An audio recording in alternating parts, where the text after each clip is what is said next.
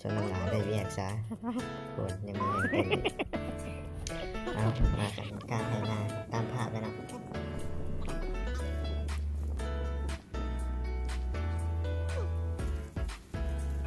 แจ๊บ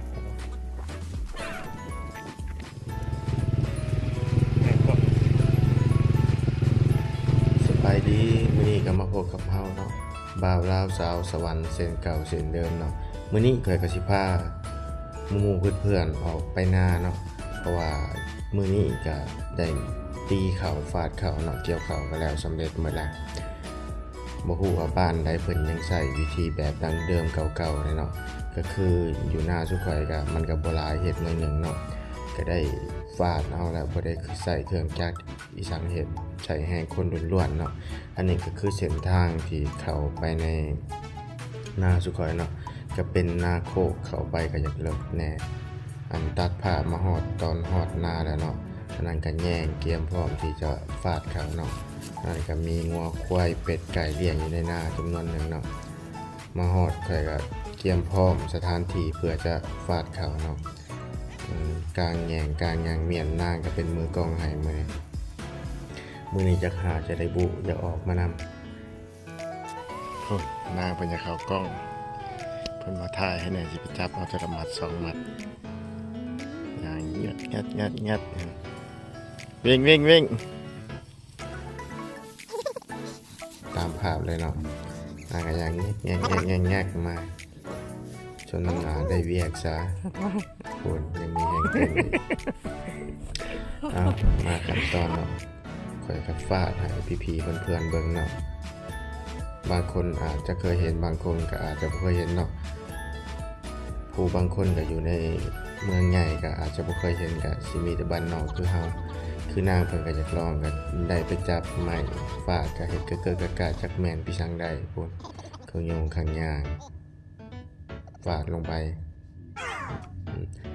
หลังจากสำเร็จแล้วเนาะเฮาก็ได้ไปเอามะขามเนาะเพื่อจะกินส้ม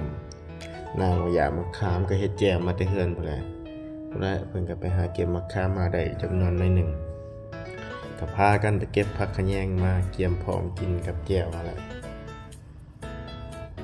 ได้หลายเติบก็พากันมานั่งกินอยู่กันกลางไหนาตามภาพเลยเนาะ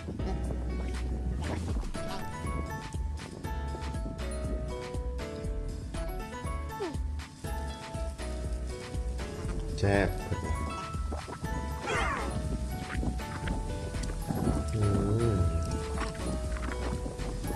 เบิ่งตอนนี้ก็ยังอยากกลับคืนมาอยากเลยเนาะเอาอีกคำที่สอง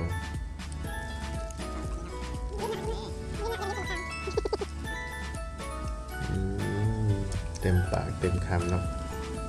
กัดซ้ำอีกนางก็อยากลองกินข้าวกล้องอีกอย่างให้เบิ่ง